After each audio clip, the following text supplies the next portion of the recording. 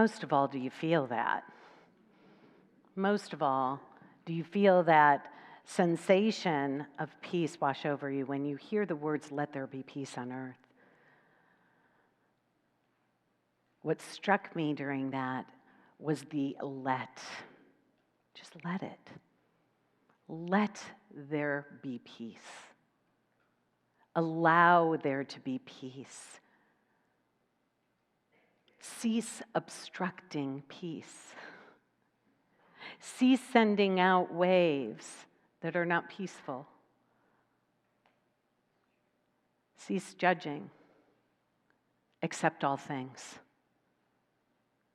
That's the pathway that we're speaking of.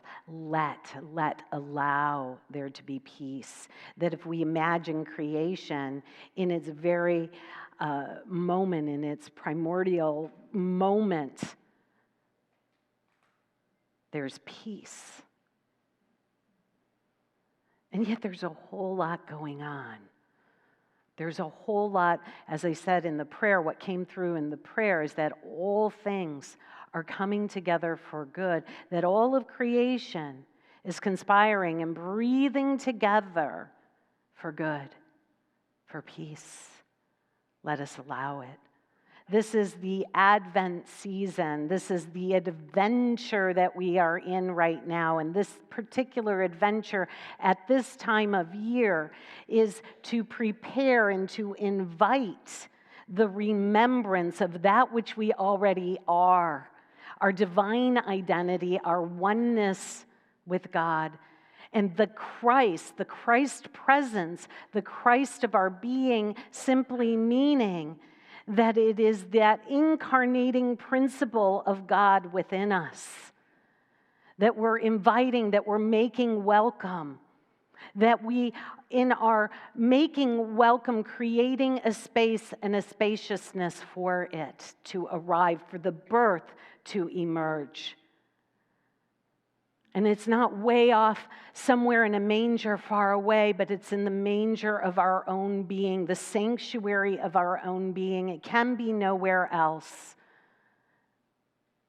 It can be no one else.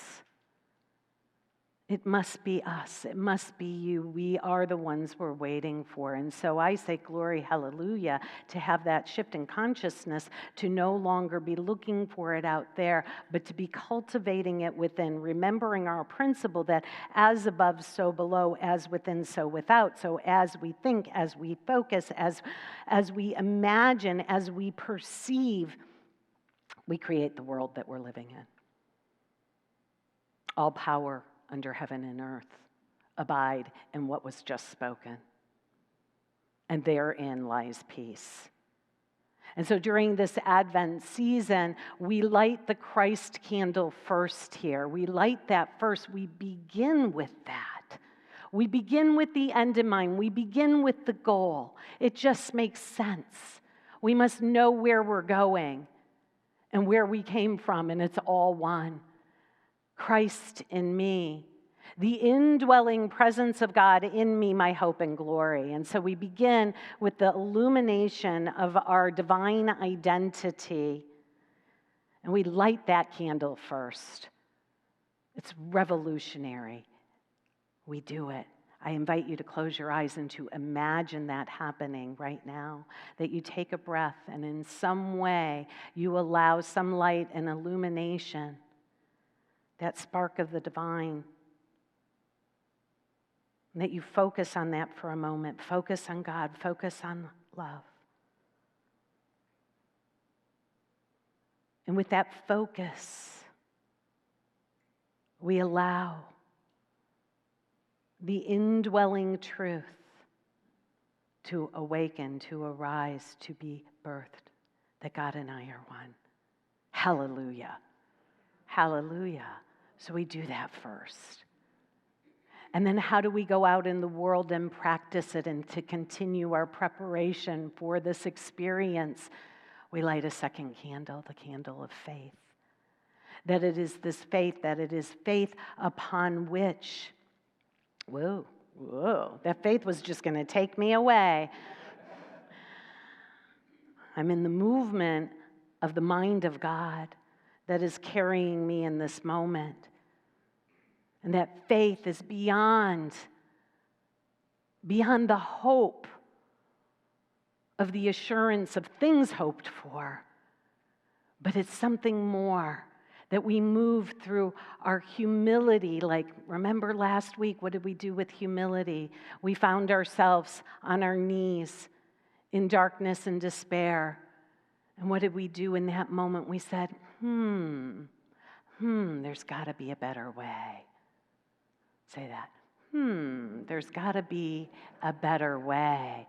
And that little bit of doubt that we insert into the conditions, into the experiences, into what looks like death, what looks like a sickness, what looks like a diagnosis, what looks like loss, we just think for a moment, there's got to be a better way. And when we do that, that hopefulness then moves into the direction as we focus on Spirit, on God, on love, on that indwelling presence.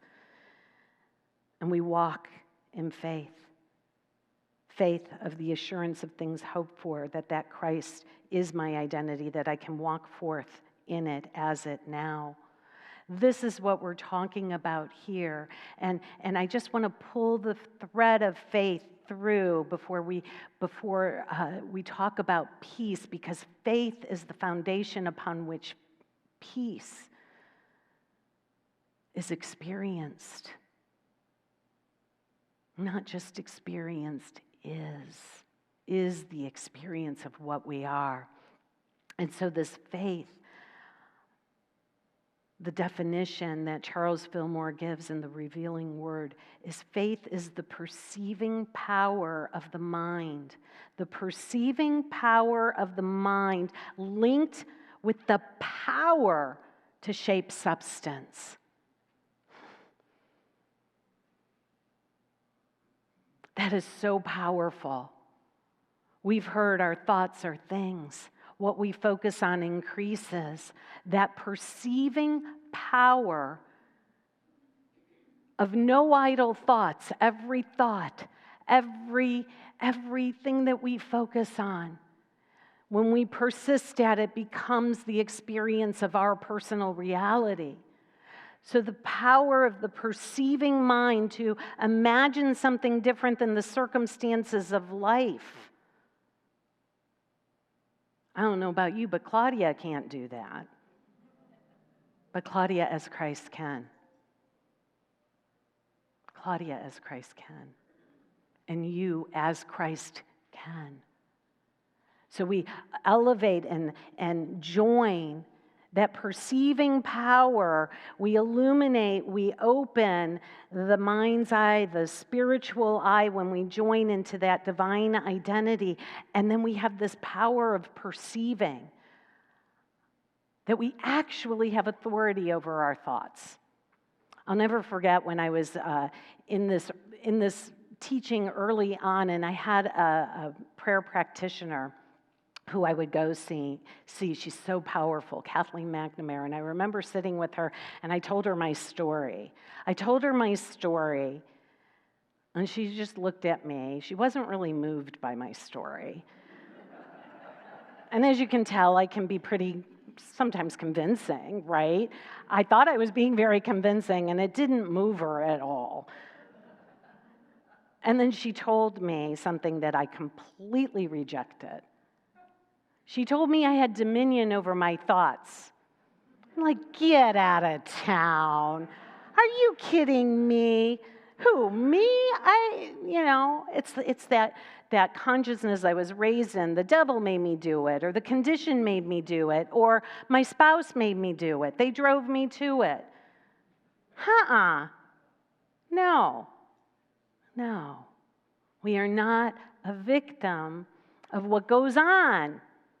We can stand in our power, and we have this perceiving power that when we remember our divine identity as Christ, which means, again, that incarnating principle of God within us, this activates, and we can see in a different way, and we can begin to choose better thoughts. And we choose better thoughts through our affirmations. And we deny thoughts that aren't true. Well, this is the way it's always been. This is the way that we used to do it.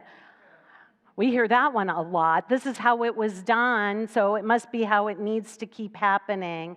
And we can give that power, or we can deny that has power. We can deny that the conditions have power, and that's the proper use of denial, that we're saying, no, remember last week? Get thee behind me. It's just a little thought. I begin to see these crazy thoughts that have been running my life that I tell as a story to my practitioner, Kathleen, who is unmoved by it. Until we practice this, and we practice this until we can see they're just like little gnats that we're just swatting away. That's a thought. I deny that thought as having any power over me, and I affirm the best truth I can think of. God is, God is, God is, I am. And that the perceiving power of my thought linked with that power has the ability to shape substance. We have the ability to shape substance, to shape the conditions, to shape the world that we experience. It's our basic unity principles. And we allow our faith in that to be the rock upon which we build our church. Church meaning our consciousness. So we build it upon this faithfulness in this principle, this faithfulness in God. And we start by having a faith in a God that might be far away, or a power far away. That looks like a little old man in the sky, perhaps, especially this time of year, or up at the North Pole. And then we begin, as we cultivate this as our practice, as our principle, as our discipline, we begin to have the faith of God, the faith of the Creator, the faith of all power under heaven and earth is yours. And so we light this candle of faith, and we practice it in our lives. And what that practice looks like, God bless you, what this practice looks like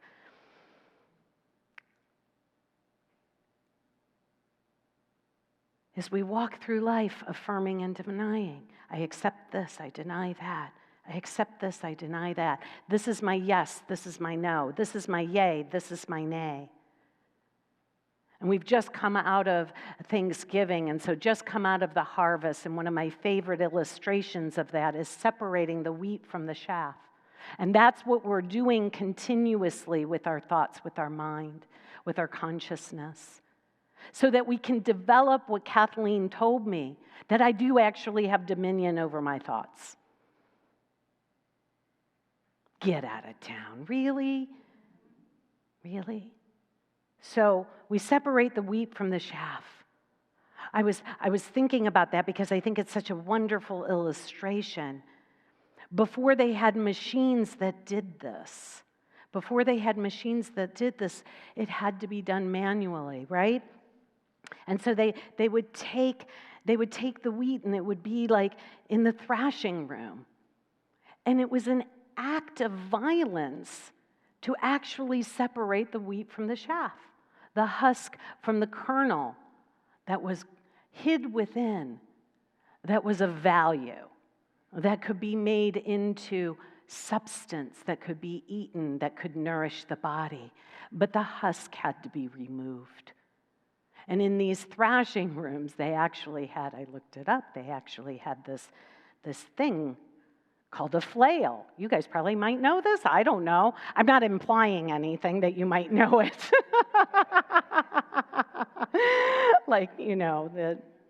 Because it was a long time ago. But it was a stick with a string and another stick, and they would beat it to separate the wheat from the chaff. When it feels like our spiritual teaching is challenging and difficult, we persist. We keep at it. Nothing worth attaining Nothing worth attaining in this experience when we've fallen so far asleep is always necessarily easy. But it's necessary. Say, I have dominion over my thoughts. I have dominion over my thoughts. I affirm those that are aligned with truth, that harmonize with truth, and I deny those that are seemingly acting as a power unto itself, but isn't what I desire. I have dominion over my thoughts. I separate the wheat from the chaff. I separate the lies from the truth, and I hold to the truth, and I see only that. And I practice looking at that with the spiritual eye. So on the first week, I said, what is your goal for Advent? What is your goal for Advent? That was part of the spiritual practice from last week. What is your goal? And for me, it was the awakening to the Christ presence, reclaiming my divine identity, birthing that, knowing that now in my experience, and to focus on that goal. We took the 4 spiritual laws of prosperity recently, and one of them is goal setting. And you set your goal in the beginning, and you write it out. What is your goal this Advent? What is your goal this Christmas season for you? What do you hope to realize, to know? How do you wish to be the light or more illuminated in your awareness of yourself? And then what I find is I've got to look at it every day. I begin every day with what's my intention, what's my goal? What does it look like? What does it feel like when it's fully accomplished? What does it look like and feel like to walk forth as Christ? What does it look like and feel like to walk forth as an awakened being? I think our posture's probably a little bit different. I think we might be dancing a little bit more. I think we might be laughing a little bit more. There's a lightness and a levity and an effervescence when we know who we are, what we are, and how we serve. And so we talked about that. We had that in the attunement. And then I got a little giggle when I gave you guys my acronym for faith. And I said it was focus, like focus on God, focus on truth, focus, allow. And I'm adding accept, indwelling truth. We don't need to go looking for it. It's indwelling. It rises within us. Hallelujah, which is what hallelujah means. He is risen. She is risen. We are risen. Hallelujah. So I made one for peace. But you got to hang with me for a little bit longer to get to it, because I had 3 of them. One of them was kind of crazy, so I went, not that one. I deny that one. So what is peace? So as we have this foundation of faith, which is this perceiving power to shift and change substance, form, could be called healing, my friends. A healing consciousness. What is peace? The second candle that we light during this season as we prepare ourselves. And Charles Fillmore says, peace is the harmony and the tranquility derived from awareness of the Christ consciousness. So the awareness of the Christ consciousness, that's the church.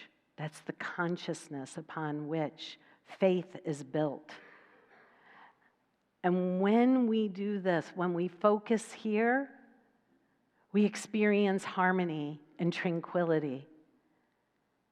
Now, to my musicians, I was like studying harmony, and I decided not to talk about harmony because I'm not a musician. But you just imagine all of the different aspects of the self. You've got the critical self, the judgmental self. You've got the parent self. You've got the actualized self. You've got the aspect of yourself that doubts yourself. We have all of these aspects that we've disowned. And what I believe harmony is and healing is and wholeness is that we bring it together in harmony, in acceptance. All of the parts of ourselves that we have denied and made wrong, we welcome it all home. We welcome it all home and we accept it. And when we do that and offer it to God, to Spirit, it somehow gets harmonized. And the wheat from the chaff gets separated. And we keep the gift and we let go of the story. And it is done. You get to keep the gift of all of your stories. You get the goodies. You let the story go. Because it's served its purpose. You've been in the thrashing room. You've separated that enough sufficiently that you can grasp the truth that nourishes you, that sets you free. Take a breath with me. This leads to harmony and to tranquility. The peace I leave with you, Jesus said. The peace I leave with you, I give it to you. It's not the peace of this world, of all of those conditions, of all of those stories. It's a peace that surpasses human understanding. It's a peace that is enduring and lasting. So I know many of you here. I mean, look at all these bears.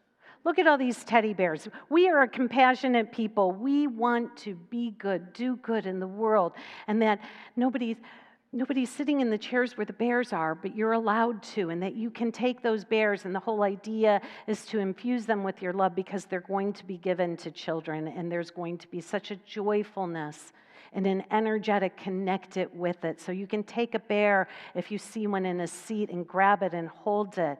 I know who you are. I know who you are here. You want to be peacemakers, do you not? I know that's your heart. And so what is a peacemaker? What is a peacemaker? Again, the revealing word. A peacemaker is this: one who has the ability to say peace to the turbulent waves of thought and have them obey. That's what a peacemaker is. You don't need a peacemaker if the perception of the world is already peace. Then you just be peace. But a peacemaker can be in the midst of the turbulent thoughts of the world and our own turbulent thoughts and can say, peace, be still. And those turbulent waters of thought, water also representing emotion, become still. Like Jesus in the boat, after preaching all day, they go off and he takes a little rest and a nap in the boat, and the waters start to churn. And the disciples wake him up and say, oh my gosh, we're going to die. And he wakes up and he's like, what? Have you no faith? And he speaks and rebukes the waves. He rebukes the emotions, the thoughts. He says, peace, be still, and it obeys. And the disciples are like, who is this one that can do this? And the ocean obeys. That one is Christ. And that one is you. Reclaim this identity so that we can be the peacemakers in the midst of what seems like chaos, and we can say, peace, be still, and it obeys. That's what we are doing here, and that is what our principles teach. So then one more. What's the Prince of Peace? Who is the Prince of Peace? Jesus, right? Jesus is known as the Prince of Peace, the Prince of Peace. And what does that mean?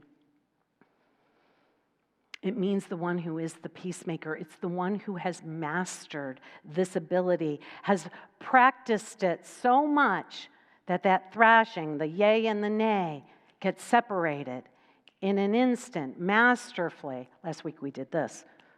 Remember, I needed help? Can you do that with me? Yeah. You've practiced it with persistence such that in an instant, it's done. In that moment, you feel the flare or you see and perceive, you're watching the news. In that moment, you see and perceive what seems so real. And you can take a breath. And you can do a little internal thrashing. What's the truth? What am I going to accept? What am I going to deny? What am I going to affirm? How am I going to see beyond this appearance? Because believe me, the news is your call to prayer. It is not your call to kvetch about it. It is not your call to call somebody and talk about it. When you watch the news, it is your call, your personal call to prayer, to separate the wheat from the chaff, to remember the power of your perception, and to shift what you see into something else. The Prince of Peace is you. Prince and princesses of peace are you. Royalty are you, are we. And what Charles Fillmore says is that we should assume the power and dignity of the Prince of Peace. Remember earlier when I said you got your identity back? You walk a little bit different, don't ya? The conditions fall from the left to the right and make way for you without you seemingly needing to do anything, but walking as that presence is the power that creates the world anew.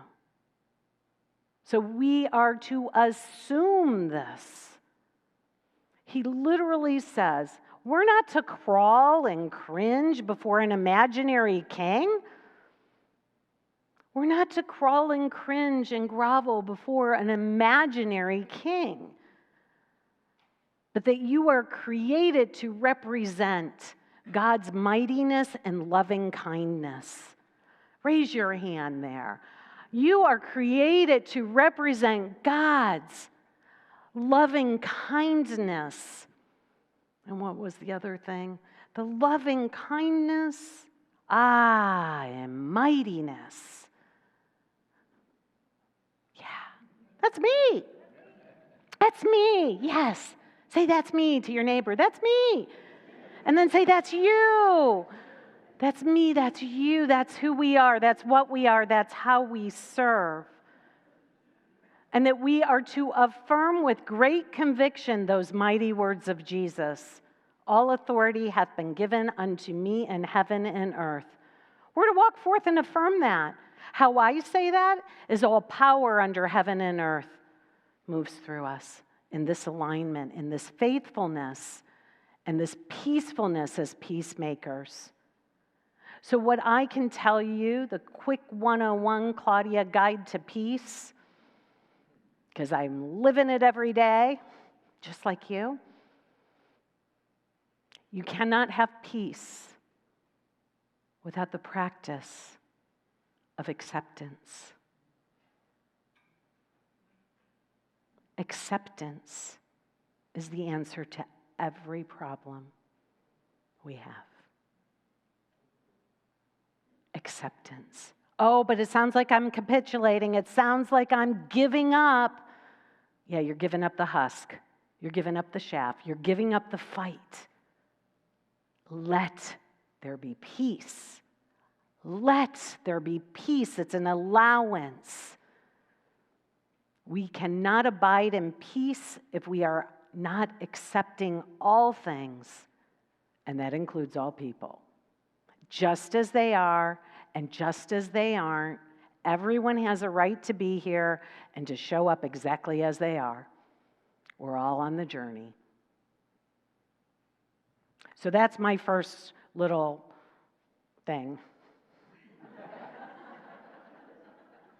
And the affirmation that goes with that is acceptance is the solution to all my problems. Say, acceptance is the solution to all my problems. The second one is this week, our goal is peace. So review your Advent goal, your overall goal, but this week, say, my goal is peace. Today, my goal is peace. Peace is my goal today. Peace is my goal today. It's remarkable when we practice keeping our focused attention on our goal, focus and allow and accept the indwelling truth to arise, hallelujah, in our faithfulness. And then we can take a breath when we're in the midst, and we can say, when you find yourself in your car or in a line, or you're just frustrated, who knows why, it's like that gnat. And you just say, peace, be still. I am, the I am is in the midst of me. Say, peace, be still. I am in the midst of you. Peace, be still. So we've got acceptance is the solution to all my problems. Peace is my goal today. Peace, be still. I need do nothing. The divine identity, the I am, the indwelling Christ is in the midst of me. And go about your day. So what is peace? You got two choices. Number one, peace emerges as we accept Christ everywhere. Peace emerges as we accept Christ everywhere. Or number two. Got number one? Just feel number one. Peace emerges as we accept Christ everywhere. Here's number two. Peace emerges as Christ everywhere. Feel that one. Peace emerges as Christ everywhere. Do you like number one or number two? If you like number one, let's hear it. No applaud. Nobody likes number one? Okay. If you like number two it is. I think we'll have a professional soundometer here next week. I don't know if that exists, but my perceiving power is shaping substance such that it does exist. Peace emerges as Christ everywhere. And so as we go forth this week, go forth with these goals in mind as we prepare ourselves for next week where we accept the love of God. And as we do that, I just attune and affirm that as Christ, we all abide in perfect safety. We release all tension, and we accept the peace of God. And so it is. Amen.